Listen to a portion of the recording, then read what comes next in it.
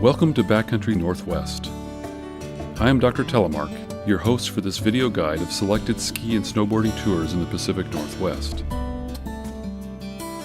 I've picked out 10 easily accessible backcountry tours that have several route choices so that skiers and boarders with different experience levels can enjoy each tour.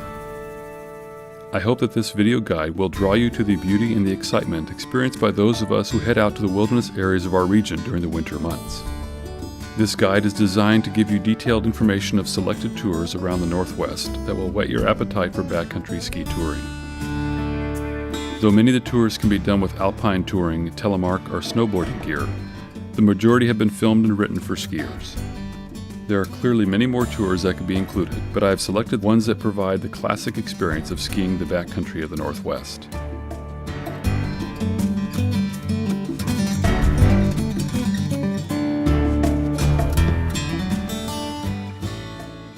There are several sections in this video package, the first perhaps being the most important.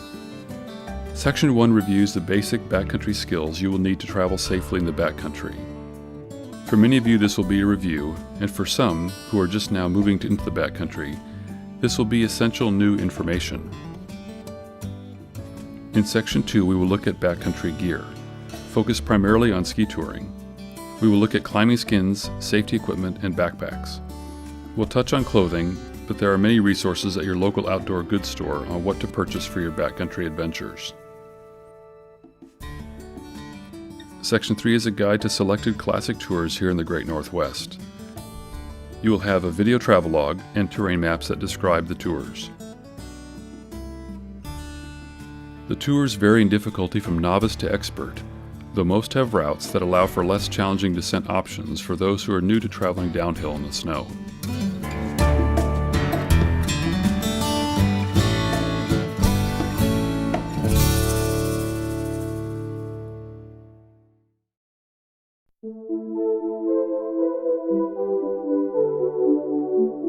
One of the great pleasures of backcountry skiing is to be able to experience the remote corners of our mountains in the serenity of the winter snow.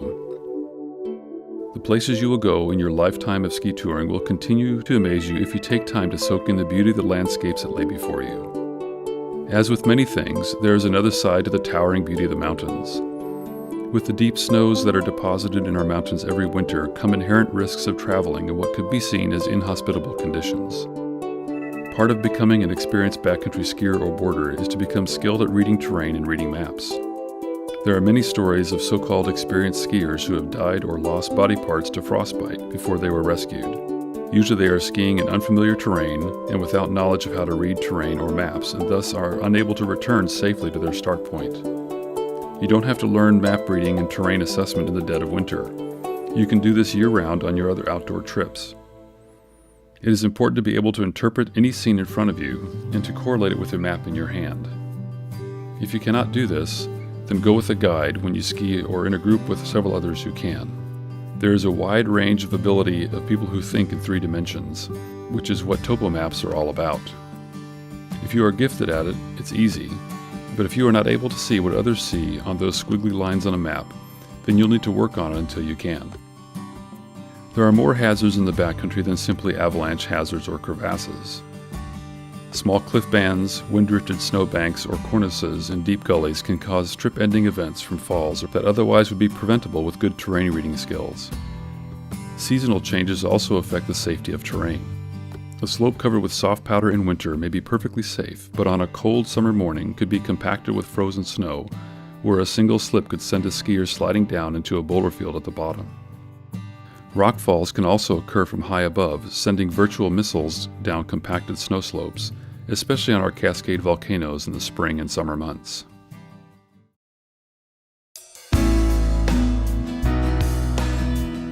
Avalanche risk of a particular slope is related to multiple factors: snow history, wind deposition, slope, and underlying surface condition. For the purposes of this video, we will review this only in a cursory manner, as the science of snow stability is far too complex to cover quickly.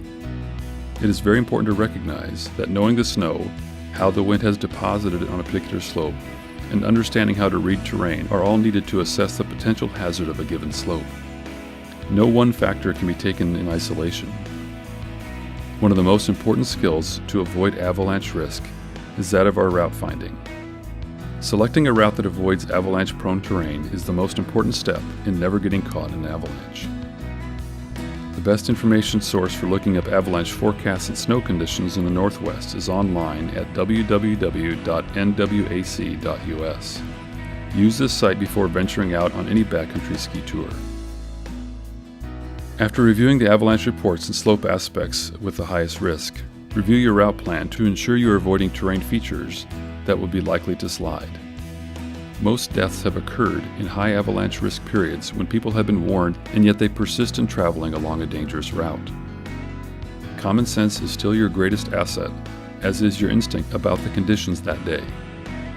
The Canadian Avalanche Centre and the U.S. Forest Service have excellent online tutorials that deal with the psychology around avalanche risk assessment and route finding practice.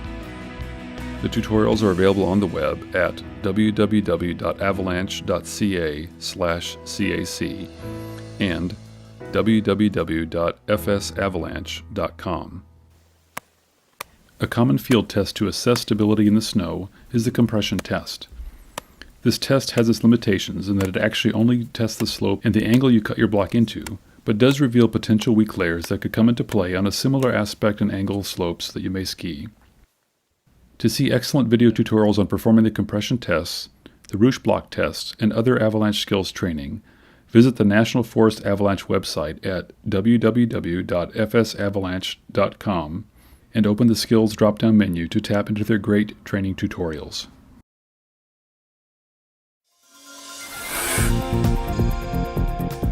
Good route planning can make or break a ski touring day. There are several considerations, first being safety. As mentioned in the avalanche section, many hazards can be avoided or at least anticipated to minimize the risk of setting off a slide while on your tour. After assessing safety and whether or not you should be even out skiing at all, now the fun starts. Pull out a topo map and decide on what your group wants to accomplish, what is your goal or high point of the trip, and start scoping out the route options you may have. Since climbing consumes the bulk of the time you will be on the snow, picking an efficient climbing route will save you time and energy, while avoiding unnecessary high-risk terrain. Be aware that some of your terrain risks are both above you, for instance steep faces that may be hundreds of feet above you well out of sight, or below you, cliffs or rocks, should someone in your party slip on a packed slope. If you are planning a route, consider the potential places to find good snow. If you know the predominant wind direction, sun and slope aspects, and the temperatures, you can develop a good sense for where the best snow is likely to be on a tour. With the temperature fluctuations in the Northwest, even the time of day of your descent will have a huge impact on the condition of the snow. Allowing the spring corn to soften, or getting in some good turns on dry, cold snow before it heats up and turns to mashed potatoes are often necessary strategies to ski the best snow conditions. Good route planning combined with proper timing will make most of your tours a pleasure.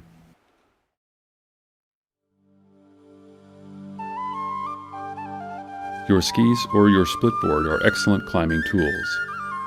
The more you climb with your skis and skins, the more you will appreciate the versatility of a ski as a climbing device.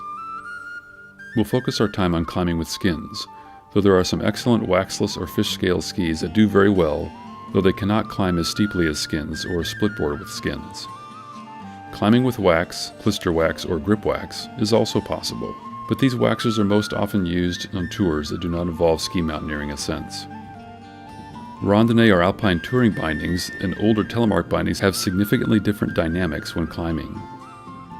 There are newer telemark bindings that have a releasable plate at the ball of the foot to make their efficiency similar to those of randonnée skis. The traditional cable telemark binding does not require any adjustment when skiing and holds the ski closer to the boot as the climber steps forward. In deeper snow, more work is required to lift a ski with a cable system, while the randonnée-style toe plate makes for less vertical lift and more efficient strides. Either system will serve you well in most conditions. The only other equipment consideration is the use of heel lifts. Some people love them and some people hate them. This seems to be a dynamic more related to boot fit, calf flexibility, posture when climbing, and the steepness of the slope. They do offer good stability when climbing steep traverses, but are often a problem if you hit a short downhill section with your lifts up. Many a run has had turns wasted by those who forget to flip down their climbing post before taking off downhill.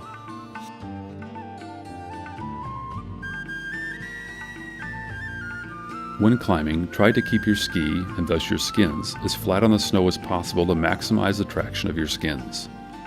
Set a moderate climbing angle so that you rarely slip backward during your climb. If you find that you are frequently slipping, your climb angle is too high, or you are leaning back too far.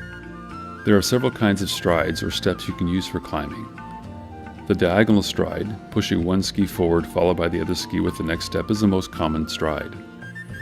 Remember, you don't have to lift your ski much, if at all, to move it forward.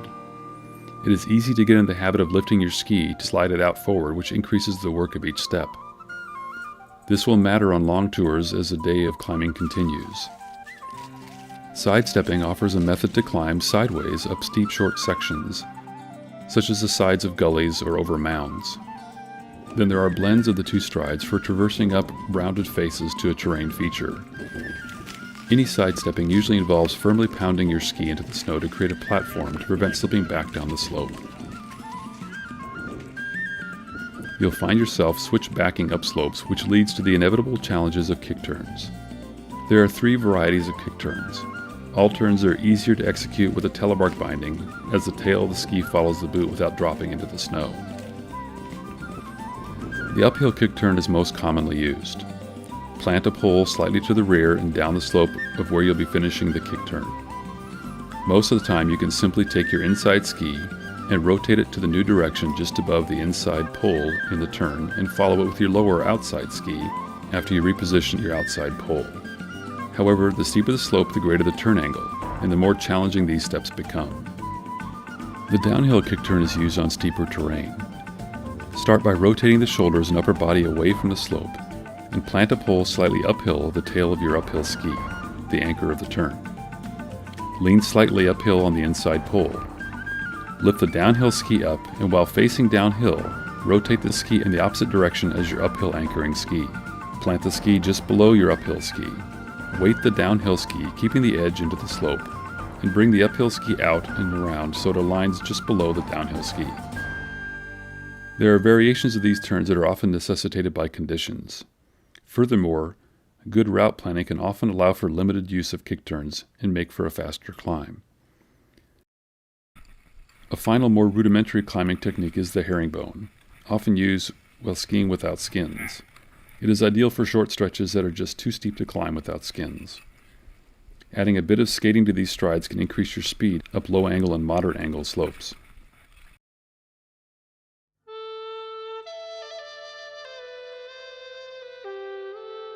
Learning to apply your skins quickly takes a bit of thinking and practice. Always prepare your skins at home, being sure they are sized correctly for your skis before you head out. Your ski partners will appreciate not having to wait 10 minutes in the blowing snow while you wrestle with your skins or find they don't fit properly. Generally, you will want to attach the skin to the tip of the ski by the loop on the skins. Then, without losing tension on the tip, stretch the skin along the ski and clip the tail of the skin on the tail of the ski. After this is done, center the skin along the ski and press it down tip to tail. Removing skins is easiest if you stop and remove your skis. Peel the skins off from tail to tip, keeping the skins out of the snow. Fold the skins up, allowing the glued side to cover each other. Stash them in your backpack or your ski coat. Take care not to allow the skins to fall out of your coat on a descent, as it can be a long slog up to retrieve a skin.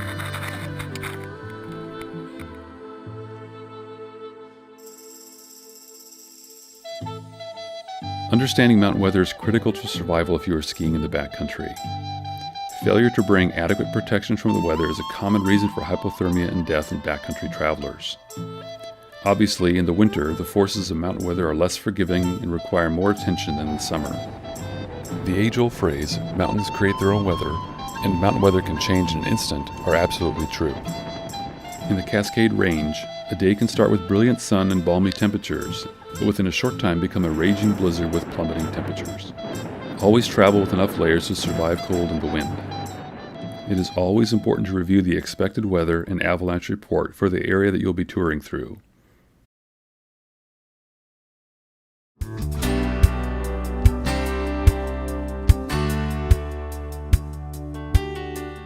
There are several lists of the 10 essentials offered by various outdoor organizations and wilderness medical groups, so we'll go over a list that is most appropriate to the backcountry snow traveler.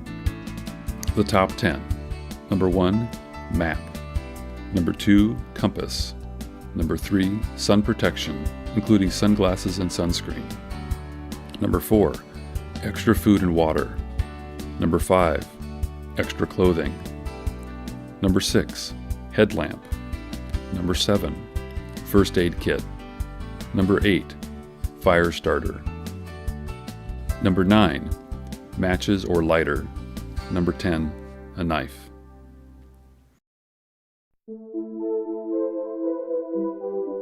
Every backcountry skiing enthusiast should have a transceiver. They look cool, they make funny noises, and they have flashing lights. And they make excellent body recovery devices. What more could you want? All joking aside, having a transceiver that you know how to use is essential for your safety and those you ski with. Ideally, you'll never have to use it to rescue a buried ski buddy, but if you don't know how to use it, then your lack of prioritization could cost someone their life. Buy a modern beacon, and you can learn to rapidly find a buried beacon in a couple hours of practice. Yes, a couple hours, not just 10 minutes. An excellent off-season exercise is to bury transceivers under the leaves in the woods, and use a second transceiver to seek it out. Practice over and over until it becomes fast and easy to follow the signal into the target transceiver. Besides practicing with the transceiver, you should understand the basics of management of an avalanche scene. The key components are to, number 1, maintain the safety of the rest of the group. Number 2, appoint a situation leader. Number 3, turn all remaining transceivers to search mode. Number 4, send 1 or 2 skiers out to find the buried victim or victims. Number 5, mark the site where a victim is found. Number 6, have a designated team to dig out the victims if possible, and keep the search teams moving until all victims are found. Number 7, stabilize and warm the victim. And number 8, plan for evacuation if needed. Transceivers are either analog or digital. The latter have greater directional capability that can help track the signal from a transceiver, but either can be used well if one practices for a sufficient time. The price ranges from $250 to close to $600. Buy what you can afford and learn to use it well. Practice every fall and bury beacons under leaves at your local park to become facile with finding beacons with your transceiver.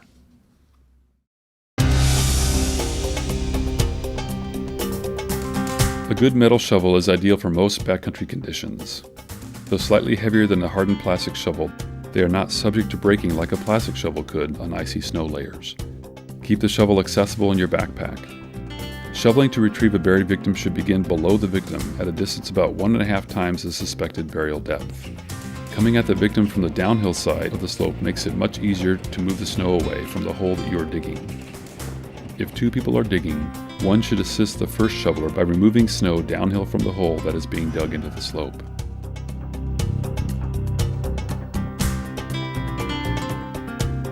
Probes are extendable poles that reach 3 meters in length. They are designed to probe the snow for victims of avalanche, testing the snow depth or snow bridges across gaps. They are lightweight and can easily be carried inside your backpack.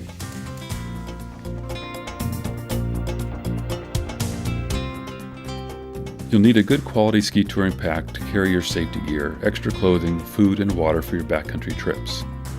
Invest in a pack that is truly comfortable and tested in the store with weight inside the pack. Ideally, you'll want to have ski straps on the sides and see how it feels with a pair of skis on the pack. Similar to what you would do during late spring and summer tours, when it can be more efficient to climb using your boots and to stow your skis on your back. Find a pack with a good internal support structure, padded waist belt, accessible pouches for items you might need in a hurry, like your snow shovel or probe, and be sure the pack will keep your clothes dry in wet, rainy conditions.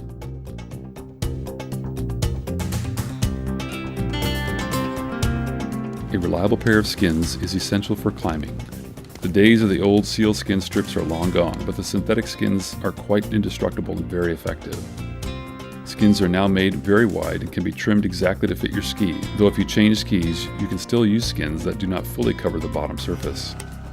The adhesives on skins should last for several years and can be rejuvenated by ski touring equipment stores every 2 to 3 years, giving the skins a very long life.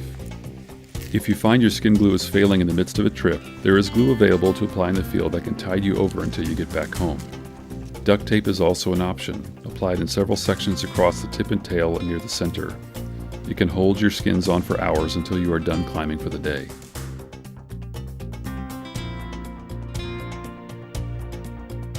A first aid kit can be as simple as several adhesive bandages and moleskin.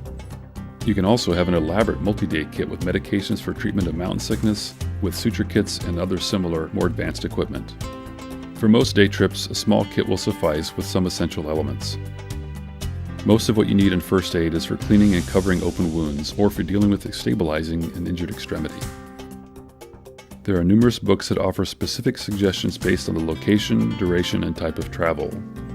Unless you are a medical professional, your main task is having the equipment to stabilize and move an injured person to safety. When weighing what you carry in your pack, keep this in mind. One can improvise dressings, compression wraps, slings, and splints, but the gear you might need for extraction may be equally important. Besides a first aid kit, you should carry some climbing straps or cords that allow you to make a makeshift ski sled or a litter. These straps are also extremely useful for slings and splinting an injured upper or lower extremity, respectively. If one of your party is injured several miles from the trailhead, having the means to move the person over the snow can save time and a tremendous amount of energy.